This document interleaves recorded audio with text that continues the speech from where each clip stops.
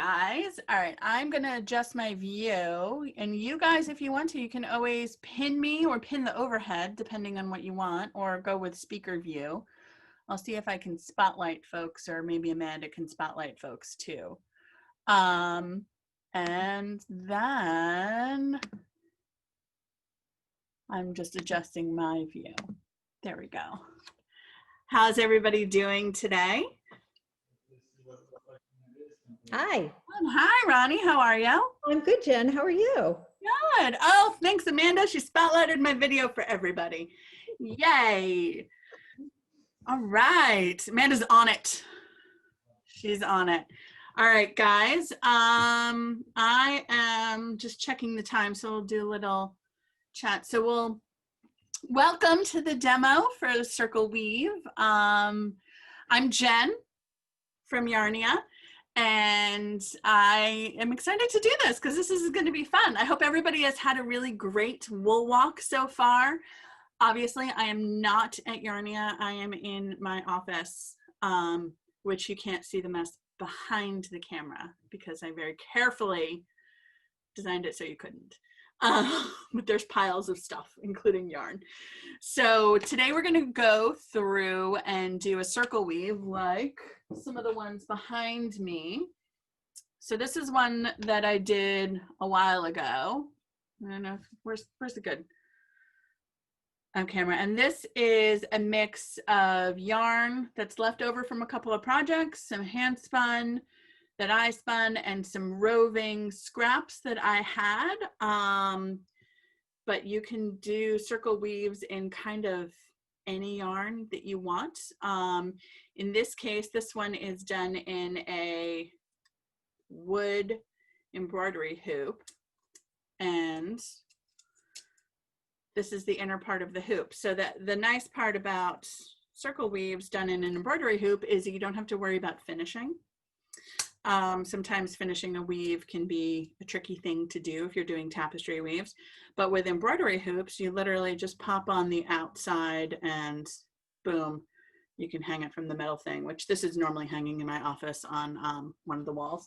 And here's another one that I did in, this one I did on a macrame hoop, which looks like this. It's usually like a little brass colored hoop that you can get from a macrame supply place or anything else. They're a little bit more expensive than your standard wooden embroidery hoops, but standard wooden embroidery hoops are super easy to find, and they look really great. So this one, I don't know if you can see, I wrapped the edge of the weave in yarn because I didn't want the gold to show through. But this is the same kind of thing. This is done with some cotton and some roving and some chunky and some roving. Super easy to do. Doesn't take very long. And I'm going to put this one in the overhead and give you an idea of what we're gonna work with.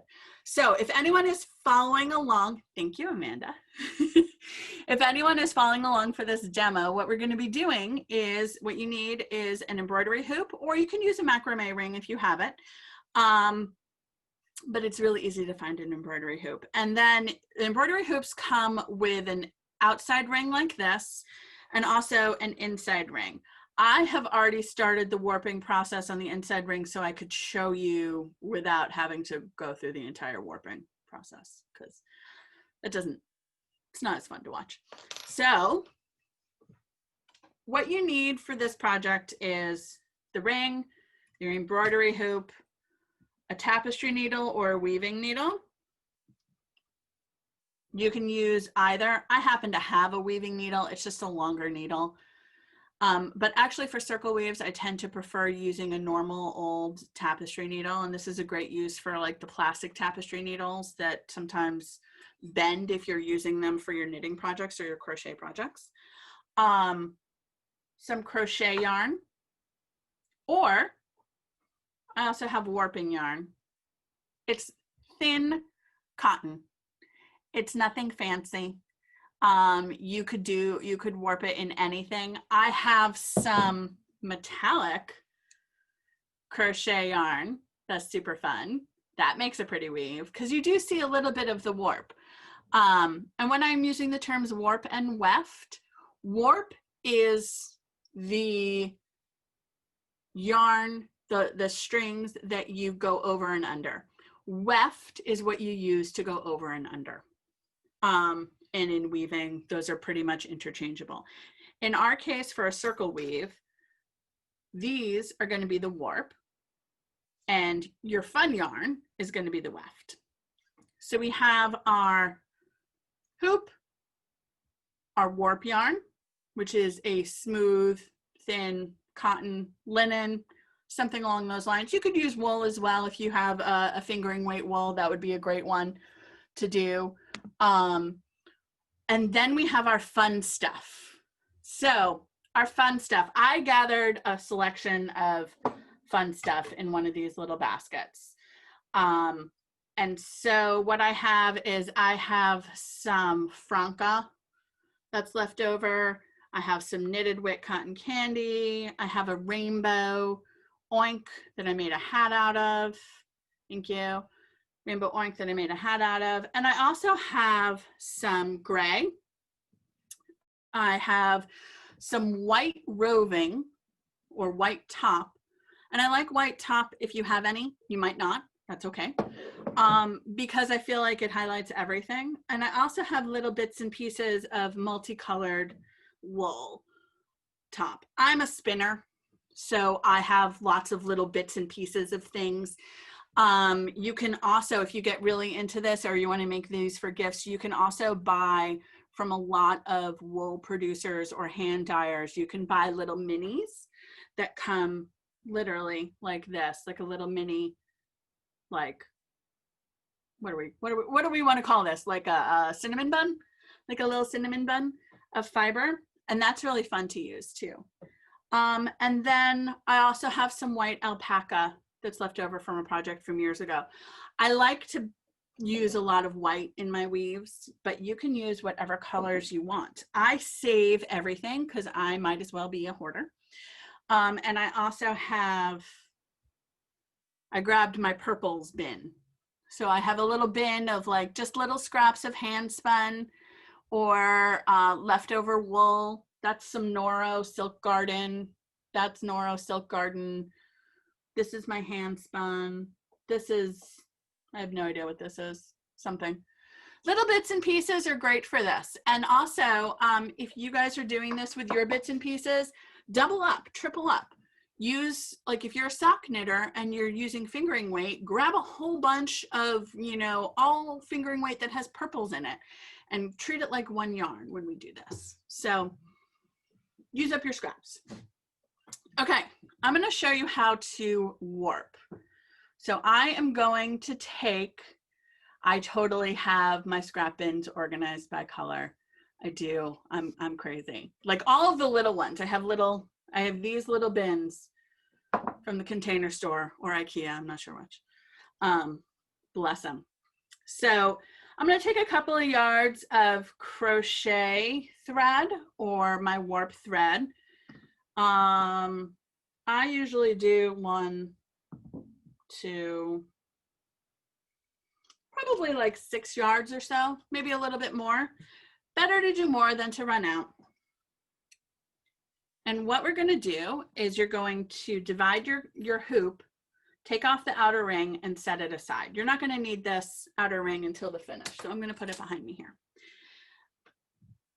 We're going to pretend that this brass ring is our inner ring of the embroidery hoop for now, because I only had one embroidery hoop on hand. So in order to warp your loom, which let's face it, this embroidery hoop is our loom. It's going to remain on the frame. You're not going to take it off. You're going to tie a knot directly onto the ring. I do a double knot because my knots aren't always secure. I've cut my length, and then it's super easy, very spider webby, as it were. You go across the hoop, come around, pull your yarn through.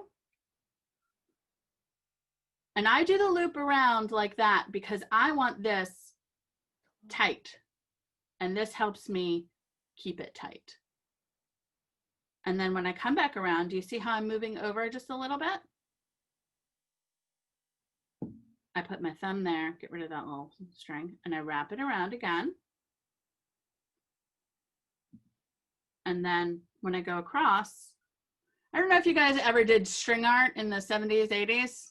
This is very much like that, where you're wrapping it around the circle, scooting it over a little bit at a time.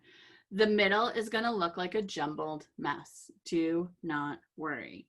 We will address that. So you keep going around like that, going across. If anybody has any questions, throw them in the chat. If you feel like I'm going too fast, throw it in the chat. Anything like that, throw it in the chat. There we go. So we're going to make this like spider webbing. And if you wanted to, you could actually leave it like this and just do a little weaving back and forth here and here. There's a lot of fun things you can do with this technique of circular weaves. I really like them because it doesn't, like I said, it doesn't have any finishing really. You do the setup, you weave, and then you're done. And it's ready to gift or hang. You know, it's nothing fancy, but it looks really fancy, which is, I think, the best part of these kinds of projects. Hopefully everyone can see okay. So I'm coming around to the end, and this is where I can decide, do I feel like I need a little bit more warp? Are the gaps too big through here? If so, I can just scooch things over a little bit and shove a couple more in. We are going to be weaving from the inside of this ring out. And you can see it makes a pretty star. And I'm going to go one more up here. And here is where I'm going to tie a little knot to keep my tension. You don't have to do this, but I like to, again, because I want my warp tight. So I'm just going to pull it through, just a little granny knot. There we go. So there's my ring that's warped. That one looks a lot prettier than, I'll show you the other one, my actual ring. This one looks a little bit more chaotic. I'll put the two side by side. But I'm going to show you how they both come together pretty quickly. Actually, they both look pretty okay. So once you've got your ring warped, I'm going to move this guy to the side. Here's my embroidery hoop. You can see there's a little bit of dimension here. Right here, there's some space in between the two. Don't stress about that at all. And we're gonna now get this center twilly bob all together. And it'll be really, really super easy to do. Hold on, there we go. All right, so what we're gonna do is we're gonna take, this was our last string. I tied my knot right here, right there. And now what I'm gonna do is I'm gonna tighten this center bit up a little bit. Now I want an odd number of warp strings. These are my warp strings. And the reason I want an odd number is because I'm going to be going around in a spiral when I'm weaving. And if you remember, weaving is just like we did in like pre-K when you made that placemat out of paper, over, under, over, under, and then the next way you go under, over, under, over. Same thing. So in this case, you go over, under, over, under, over, under, over, under. You just keep going around and around and around in a circle. And so if you're doing that, you need an odd number of warp strings. Otherwise, you'll just have to skip one. So because I'm doing an odd number of warp strings, this loose string is going to, I'm going to pretend this double guy here is 1. It's 1. It's not 2. It's 1. So I'm going to take my loose string, I threaded it on my tapestry needle. And what I'm going to do is take a couple of little stitches through the center. So if you notice, I don't go all the way to the end. I'm going into the center. And I'm going to come up in this gap here. and I'm going to pull tight. See how that already comes together? Loose, tight. Don't be afraid to yank on it. Now, if I let go of this, it'll come undone again. So I'm going to take a couple more stitches through the center and just go, and lost my needle, whatever. Go around like that. See how that pulls tight? And I just want to even it up a little bit. So I'm going to continue. The more stitches you take at this center part, kind of doing little back stitches over and under to make this wagon wheel shape, the snugger it will be at the ends. So I'm going to take my time here and just do a couple around. Keep in mind, you're going to see this center bit of the weave. So if you see, I'm just going in between and I'm kind of snugging it up. And now what I'm looking at when I'm doing it is I'm looking for pretty, right? I want to see, I want at least one side of this to look nice. The other side, nobody cares about. That's the back. That's going to be against the wall. Nobody will see. So I think that looks pretty good right here. And I'm going to show the other side. The other side doesn't look as good. But after you do this snugging up, check both sides to make sure that you're working with the side that you want to be working with. Because you can't really go back. I mean, you can go back and unpick it, but nobody wants to unpick it. I don't like unpicking. Same with knitting. I don't like ripping. Okay, so I decide this is going to be my front. So now I'm going to actually start weaving. Now we're going to do the over under. And now we're going to see if I counted right, which I may not have, and I'll show you how to adjust so you have an over under that works. So I'm going to pick one warp thread and come up that spoke. I'm still using this warp thread to weave the center. You could change your thread to do the center weave, but I actually think this ties in nicely and it gives you a little bit of a focal point.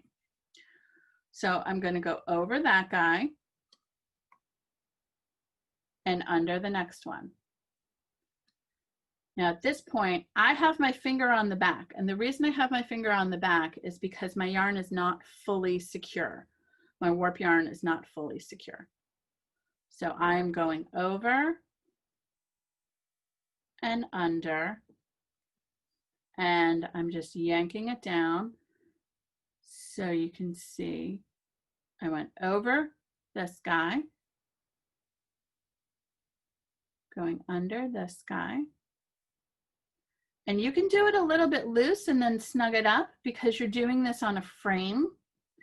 On a frame, you don't have to worry about pulling in your edges too much, or I don't know if anybody's ever done a weave, a tapestry weave, or played around with weaving on a rectangular loom and had your edges come in like an hourglass.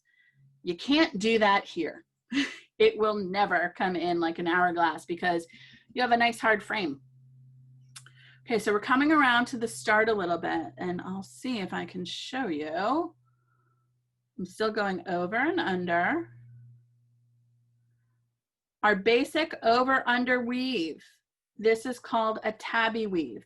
Now, I'm not sure if you guys can see this. I just went under this guy. I'm about to go over this guy. And then I'm going to go under this little man right here. And if you see, last time I went over that guy.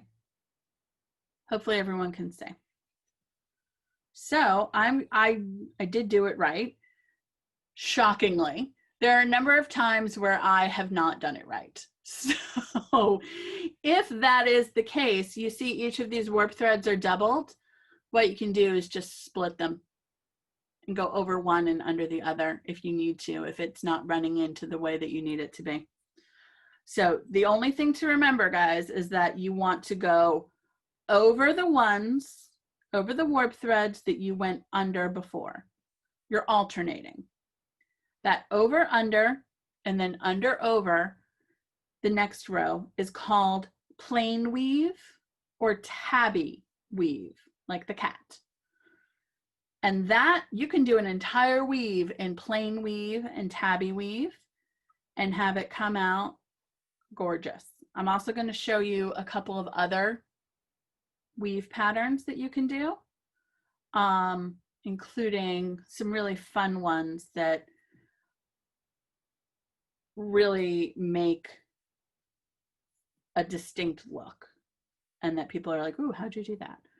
So if you can see, I'm just going over under a whole bunch. I'm not worrying about packing my yarn down. You can see there's a little bit of space in there, but you can also just scooch it down with your needle. And that's the easiest way I found to do this for these circle weaves, is to just scooch it down, pack it in with your needle. This type of tapestry weaving is called weft-faced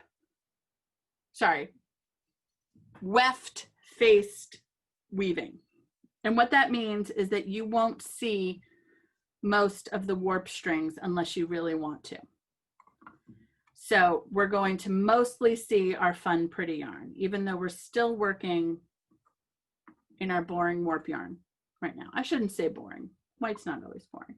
And hey, if you're using that metallic crochet thread, you could use a color crochet thread. You could use embroidery thread if you wanted to, and if you had it on hand,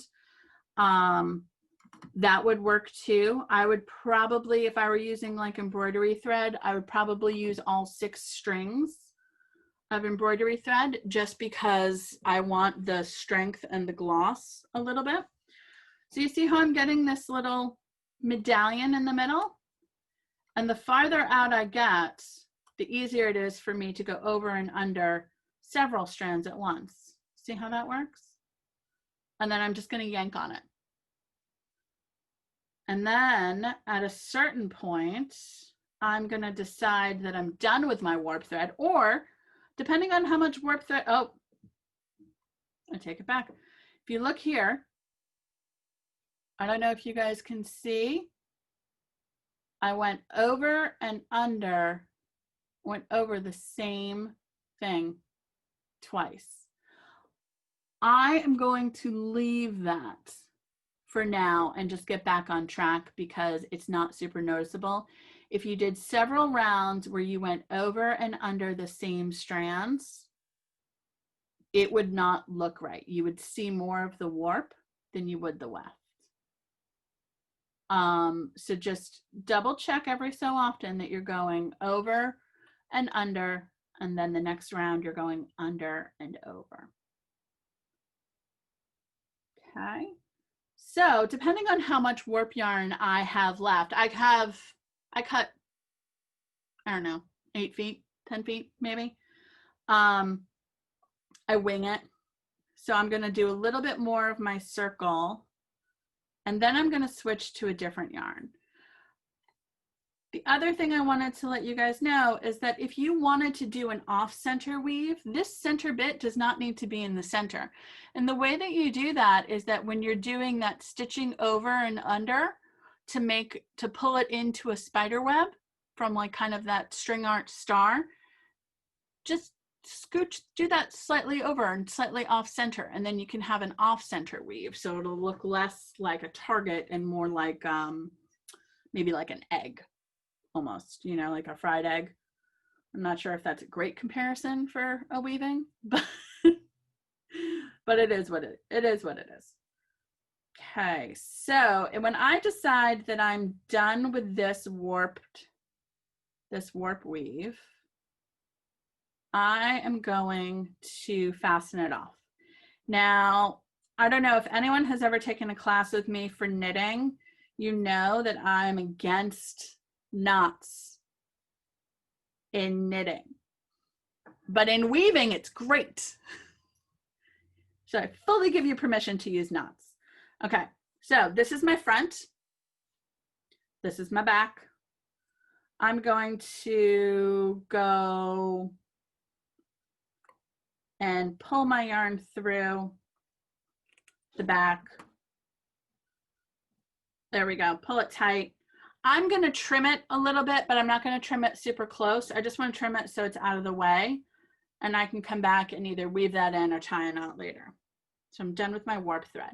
I saw there was a question in the chat. Can you do the same process for attaching your string with a rectangular frame if you want to do a traditional weaving project? Yes, you can. However, if you want to do a traditional weaving project that lives on a rectangular frame, then you can do this kind of over the frame. If you want to cut it off of the frame, I recommend that you warp it the same way, or you even just wrap it around. You don't have to do this little wrap around. You just go up over the rectangular frame. But then you'll need to cut it off at the very end, and you will have to be a little bit more patient and careful with your tension, because it'll come in like an hourglass if you're not. But if you want to keep it on the frame, you can totally do that. You could do this on, if you could find like a triangular wire frame, or a triangular, what's the word I'm looking for, wreath frame, you could do a weaving on one of those and make it a triangle. It's super, you could do it like that super easily. Okay, our next yarn, I am going to cut a length of the rainbow yarn. You don't need much, a couple of yards, not even. I'm going to double this guy up because I want it to look thicker than it is. This is a worsted weight. Maybe it's a DK. I don't actually remember. But in this case, I want it to be a bit thicker, and I'm going to do a plain weave as well. And here's a nice little trick if you're going to do a doubling up, or if you're using fingering weight yarn and tripling up. I have one length. I'm looping it over one of my warp yarns, and I'm threading both loose ends through my needle. See? So now I have it attached, and I'm going to do the same thing. I'm going to go over, under, over, under, over, under. In this case, I want to just take a look and see where I'm at. This last one here, I went under so I can go over it. And yes, I am going, last time I think I was going counterclockwise. This time I'm going clockwise. You can mix it up. It's your weaving. So I'm still going to go under, over, under, and just make sure I'm doing the opposite when I come back around. Take a look. Sometimes it's fiddly. There we go. And in this case, this is a rainbow yarn with a white base. My colors happened to kind of match up on both strands. That's dumb luck. If it didn't, it would just look a little bit different. So I'm going to weave until I'm at the end of this yarn. You can see I'm going over and under without drawing tight. And then I'm going to pull tight. See how that looks? And it grows pretty quickly, especially as you get your thicker yarn. Like your warp yarn should be probably the thinnest yarn you work with, unless you want a really fine gauge one. What I like to do is I like to kind of do like a fine gauge in the center for a little bit to kind of establish the weave. And then I like to go into the puffy stuff. So you'll see. So you see, as I pull tightly with my warp thread, I'm also scooching down a little bit. Sorry, I keep moving the thing. Scooching it down with my needle. And when I do that, my warp thread disappears underneath the weft. So again, I'm still doing a tabby, which is over under. And the reason I'm doing that is because that's the simplest weave. If I wanted to mix it up, I could go over 2, under 1. And you could go over 2, under 2. Especially at the beginning, if you have a lot of warp threads, you can go over 2, under 2. it makes for a different look. And actually, I'll probably do that on the next yarn. So I'm going over 2, under 2. And I'm not worried in this case about my yarn twisting. I actually kind of like the way that looks because it kind of emphasizes the color choices a bit. But you could also do whatever you want. The nice thing about this is that you will never get 2 weaves alike. So you see I'm pulling and I'm pulling tight. I also like to really pack in my yarn on the weaves. If you're running short of yarn for whatever reason, or if you're using a sparkly warp or a colored warp, you could not pull so tight. Now, if you look right here, again, I'm off 1 for whatever reason. So I'm going to undo mine. You can look and see I went over and under, but it's not. I went over when I should have gone under and under when I should have gone over. It's not that big of a deal. What I'm actually going to do is I'm going to split these warp threads, this pair of warp threads. I'm going to go in between them to get myself back on track. And you can kind of just do that at random. If you wanted to split all of your warp threads, you could split all of your warp threads and have it really kind of fine gauge pack down. Again, this is the Tabby Weave or plain weave. And there's a couple of other different weaves that, again, I'm back off track. Oh, whatever. Let me show you a sumac. And I'm going to do this with the yarn that I have currently. Sumac is what makes the, and this guy, so this, see this braid look? This is plain weave. This is sumac. So that sumac is a different type of weave than plain, but it's very straightforward. What sumac is wrapping your weft yarn, your pretty yarn, around the warp yarn and then going backwards. So what I'm going to do is I'm going to come up here and show you a little bit of sumac to give a little bit of texture. It's a textural weave, and I'm getting my tail out of there for you.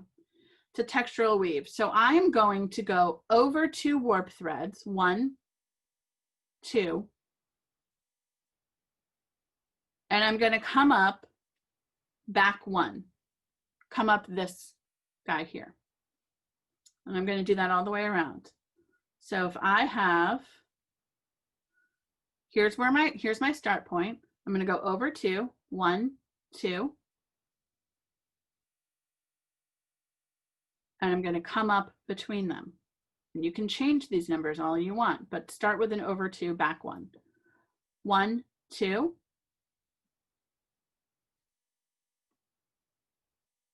Back 1. So you can see I'm wrapping this yarn around, and it makes this kind of dash or an angle, half of a braid almost, and then back 1, going over 1, over 2 into that space, come up 1. So can you see the texture difference between the 2 of them? I like doing some weaves all in sumac. The one thing I will tell you, if you're doing a traditional rectangular tapestry weave and you're doing sumac, you need to put some tabby plain weave in between your lines of sumac, otherwise it's going to lose your structure. In a frame weave like this guy, where the structure is provided by the embroidery thread or the hoop, by the embroidery hoop, or your macrame hoop, you don't have to worry about that. You could do sumac the whole way, and Bob's your uncle. So I'm going all the way around, and if you notice, these are kind of angled dashes because I'm going clockwise. They're kind of sloping from the top down to the right. Now I can keep going that direction, or I could flip it and make a braid, which I think I might do. So I'm coming around to where I was before.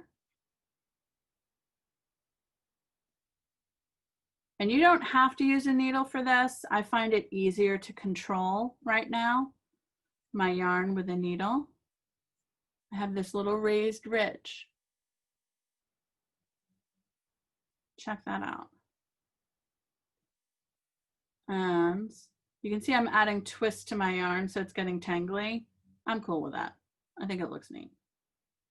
If you're not cool with that, just untangle it. You can see it's all twisty. Over 2 and back 1, and I'm at my end where I'm going to go over 2. I'm back to where I began. There's my little ridge of sumac. Now, if I wanted to make a braid, I'm going to come up my back 1,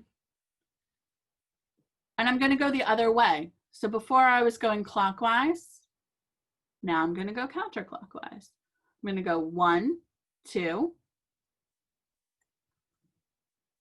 back 1, 1, 2, back 1. Can you guys see the braid coming up? Over 2, back 1. And this really covers your warp thread. So you don't see your warp thread at all, which makes sense because you're wrapping it around. And I'm a big fan of sumac. I think it's a fun one to do. I'm actually just going to take the needle out right now because I'm at the end. And I'm just going to show you how I do it with my fingers.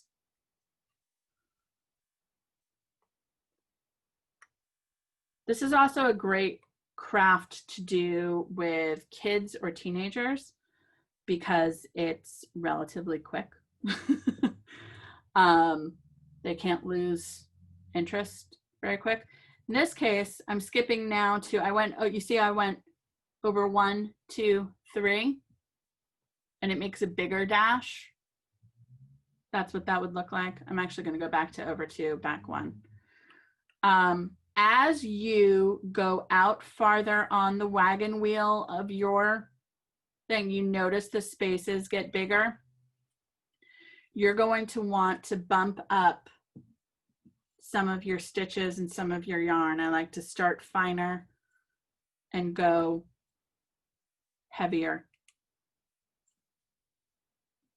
as I go. And that just helps me fill the space. Again, I'm over 2, back 1. So you see, I have a nice little braid. Now, I also like I like symmetry, and I like the circle to be even, but sometimes it's fun to do little crescents. So what I'm going to do is I'm going to do a little bit more sumac with this yarn, but I'm just going to double back. And I'm going to go over 2. I stopped in the middle. So unlike knitting or crochet, it's a little bit closer to crochet, where crochet you can just stop in the middle and do something different, go back the other way. Knitting, if you do that, you get holes, unless you're doing short rows. But in weaving, you can really just kind of weave wherever you want. So in this case, I'm thinking because of the way the colors are going, I might want to stack my purples on top of my blues a bit more. So you can see I went back and forth. I'm going to go back again and just go back and forth a little bit and build up that one side to make it be a little bit asymmetric and have a little bit of motion. And then I'm going to move to some roving to show you guys what roving looks like. Roving looks really cool. Or wool top looks really cool. You can also get that look with some really chunky yarns. Makes for a very similar look. You can see I'm coming to the end of my thread, my yarn, but that's okay because I am in a good place. Here's one way to fasten it off when you're doing sumac. If you see where I am, I came up, I did my up. What I'm going to do is I'm going to tuck it in underneath my sumac line like that, and it's a little knot. And I have my tail at the end. So you can see I have my little asymmetric twilly bob. Now I'm going to pick some roving. I'm looking at some of the colors that I grabbed.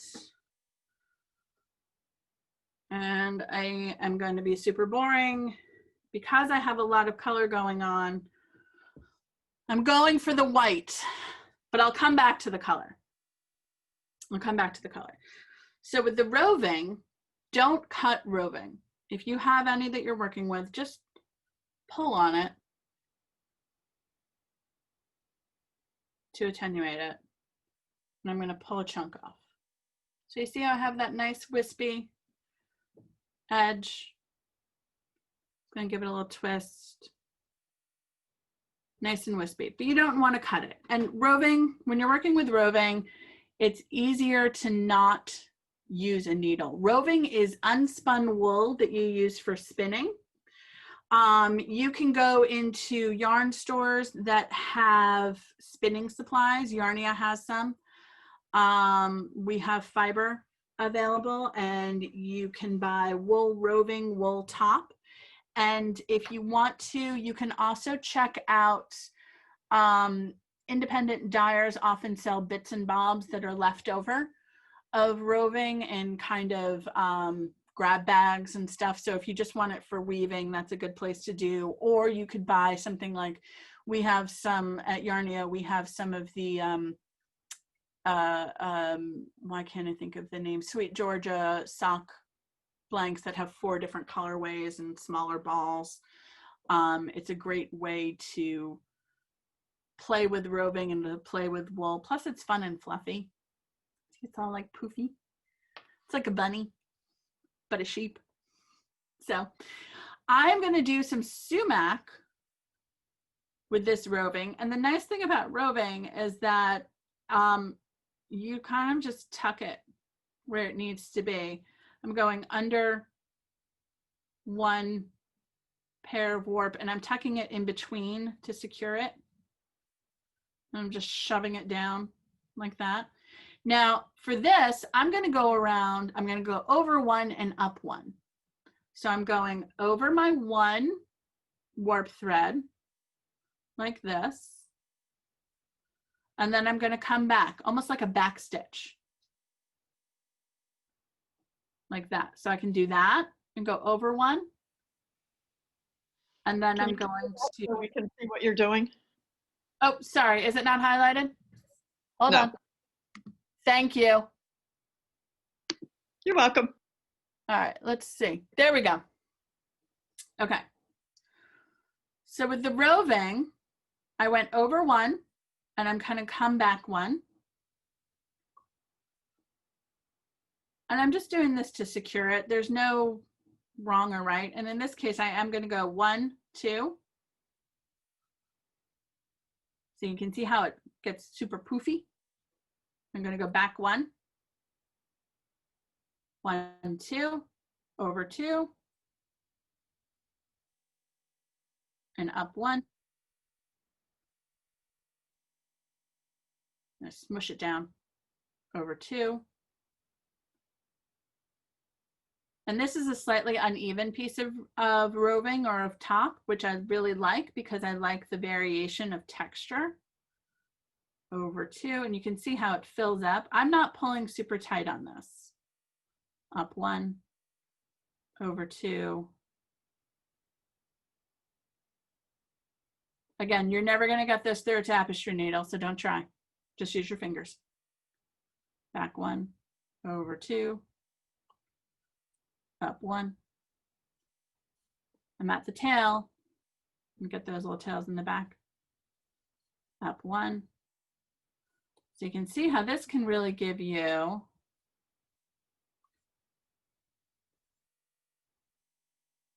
a nice bit of texture. I'm at the very tail end of the roving, and what I'm going to do, you can see, I'm going to go and just wrap it through that double warp and yank it down.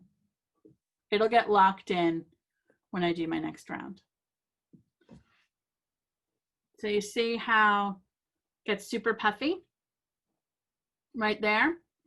Now I'm going to take some of my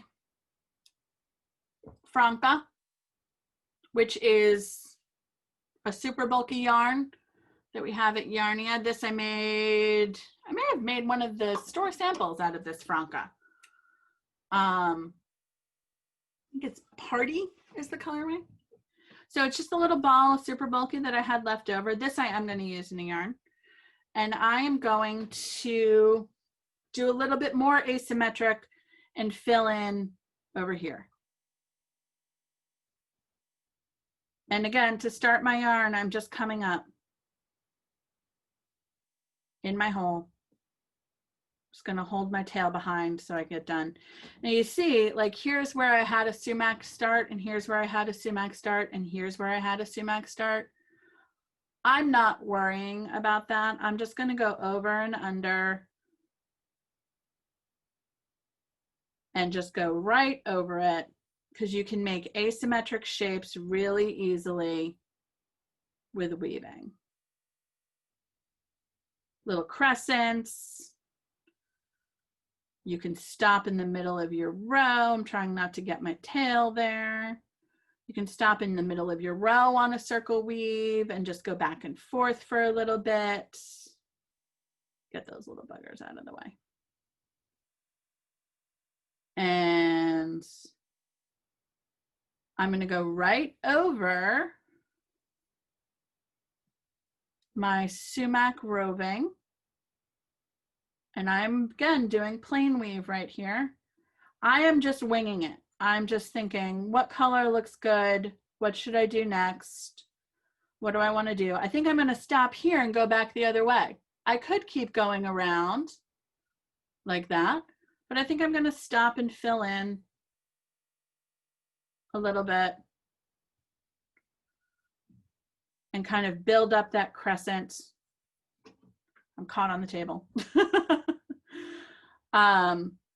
So this is why it's great for scraps, because you only really need, for some colors, you only might need a yard, not even a yard, just like a little bit of length. So, you know, what you might normally just be like, well, what am I going to do with this shorty little bit left over from, you know, a hat? Not even enough for a pom-pom. You just need a couple of feet to make something really cool.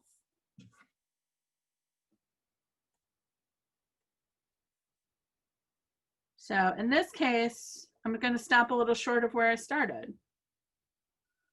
So you can see I keep building up what I'm doing, going over and under.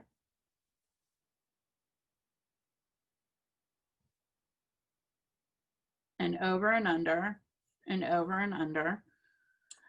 Or I'm doing my sumac, which is going over two, back under one. One way to think of it is that if you're a sewer, if you've done embroidery at all, sumac is like back stitch, and tabby weave is running stitch, right? Up, down is tabby weave. I keep getting caught on the corner of my table. And sumac is back stitch, where you go up and back. You go forward and then you go back. Then you go forward and you go back. And you can do all different kinds of weaving. There's another kind of weave that's based on the up, down, running stitch, plain weave tabby called Twill, that's over two, under one. And the way that tabby stacks up makes a different texture. And that's a fun one to play with. You could go over 3 warps and under 1. You could go over 4 warps in under 1. Sorry, I just shook my overhead camera. So in this case, I decided to go all the way around, mostly because that tail was bugging me. Might focus off a little bit. Come up a little. How's that? Is that a little bit better, I hope? There we go. So this is, I'm just going to keep going around. So you can see with the chunky yarn, the plain weave looks a little bit different. It looks almost like a flatter version of sumac. And as your warp threads get farther apart, kind of the dashes get farther apart. I don't know how well you can see. We're kind of at that transition where they're thinner to farther. And so you can play around with that too, with finer yarns or heavier yarns. You can start splitting your warp threads, because remember, each warp thread we have here is double. So if you want it to be packed tighter than it currently is, you can start treating each warp thread like 2. And that's a good way if you're using a finer thread or finer yarn at the very end. But again, I like to use the super bulkies. I like to start fine and get bigger. I'm really liking, I mean, I love this color, which is a shocker to anyone who knows me, that I love the teal. So, but I think I need to balance it with maybe some purple and some white so it doesn't overwhelm. But I think I'm just going to go to the end of this thread and leave it. The other nice thing about weaving, guys, especially if you're doing tapestry weaving, which is not meant to be kind of structural the same way that actual, you know, weaving is, like you're not making a fabric, this is for pretty and not for function in the same way, is that you don't really need to worry about the ends too much. You can knot them, you can shove them in, you can leave them loose, because it's not like you're going to be wearing this. Although you could make like cute little earrings out of little baby hoops, but even then. So I am at my ends going faster, faster. Let's see. You can see how quickly it starts to fill up. There we go. See, I have my little, it almost looks like a little puffy cloud over the sea, something like that. It's a fun way to play with color and play with yarn.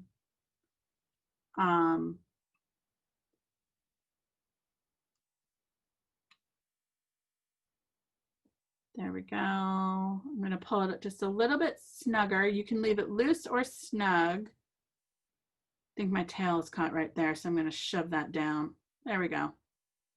Now it's addressed. Can't see it. Okay, and I'm going to do the same thing. I'm going to split this warp yarn to just snug it up. Leave it in the back. There we go. And let's think, should we do this one?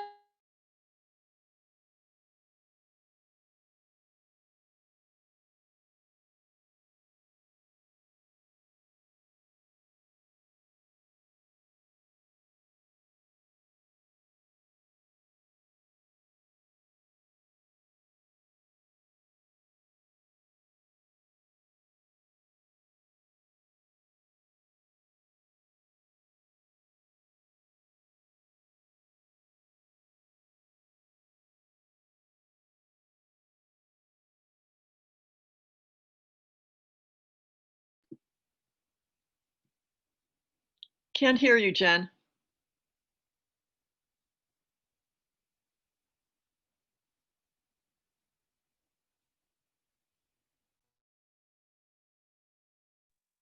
Can you guys hear me now? Yeah, you were on mute. Yeah, I didn't get a text, my computer crashed. Ah, But what I'm going to do is, this is my overhead camera. So I'm going to put it on and I'm just going to have the audio on like that. So hopefully I will show you the last little bit of, because we're about 5 minutes from the end, and I'll show you how to finish off the weave, which is the easiest thing in the world. So hold on a second. I'm going to swap my camera. There we go. You guys see okay?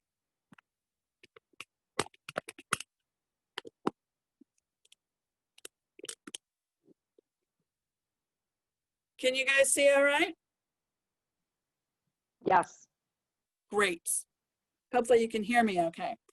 I am going to go with this one. And I'm going to do some straight tabby weave with this baby to show you how you can manipulate it. I am not pulling tight. I'm actually kind of puffing up my over. I'm going to pull tight at my under, and I'm going to puff up my over. And I'm going to go back and forth like that. So you can see with tabby and roving, it looks really textural. Let's get that guy out of there.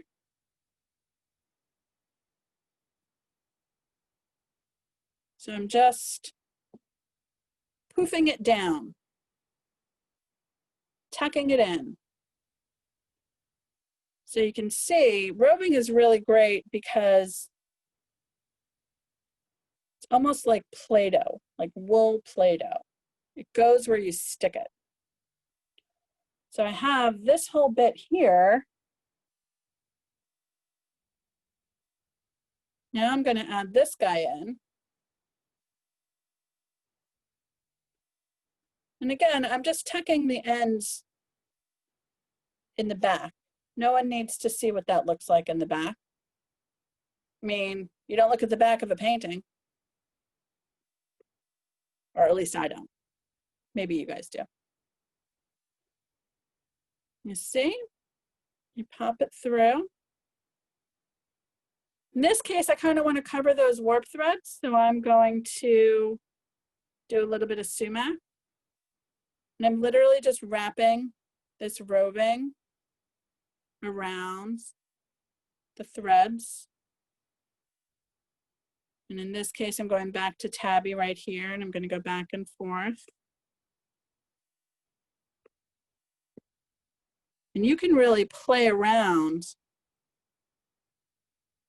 with filling in gaps and placing color. You can do this with yarn as well as fiber. So you can see I'm really just, I think I want a little bit of green here, so I'm just going to pop that in.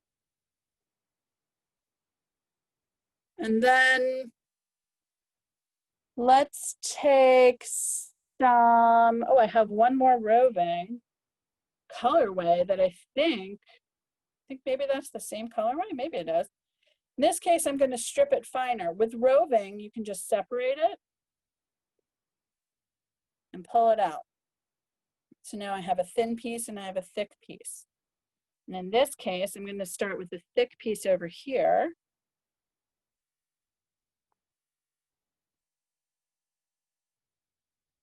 I think it must be the same colorway, or it's really close.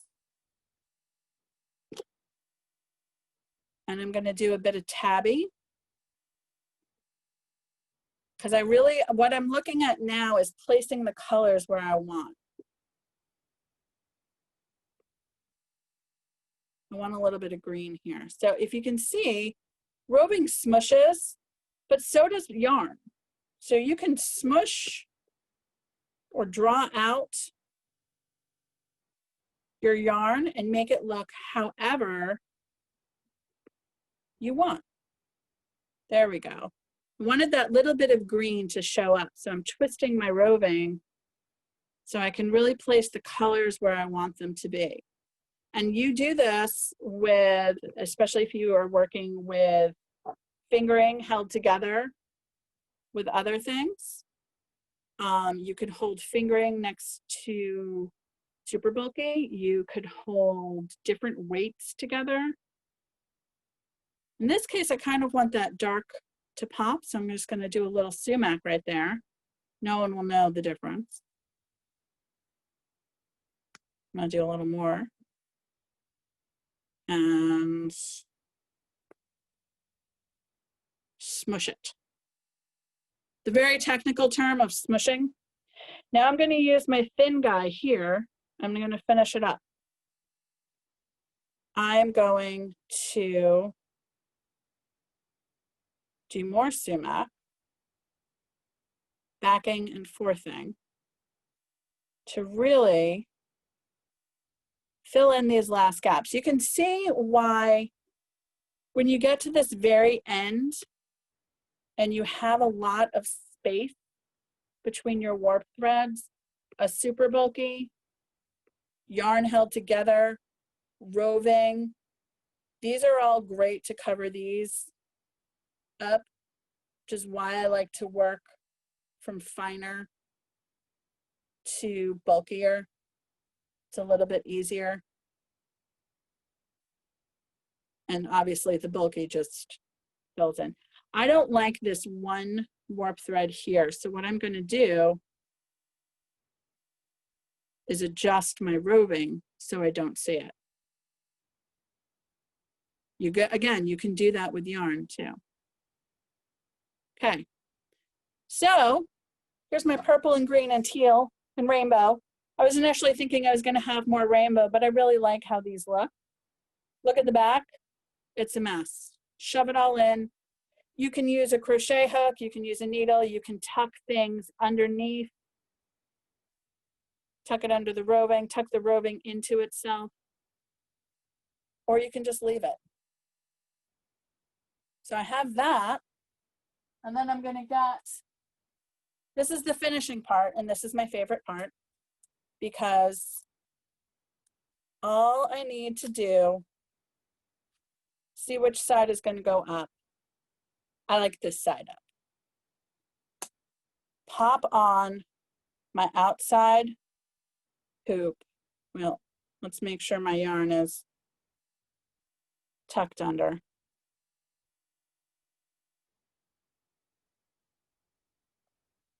Oh my goodness, why is it not? There we go. Tuck all of your bits of yarn under, pop on your hoop, tighten it.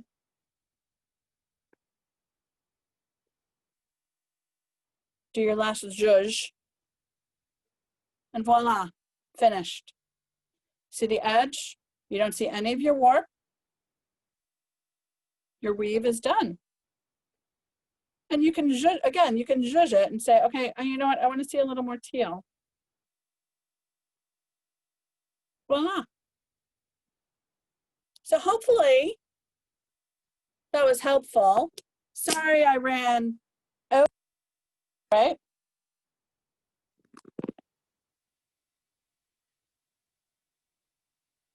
There we go. Cool. Sorry my computer died. Was not expecting that. But I hope you guys had a great wool walk. I hope this demo was helpful for you. I hope that you guys all try to do your own circle weave soon.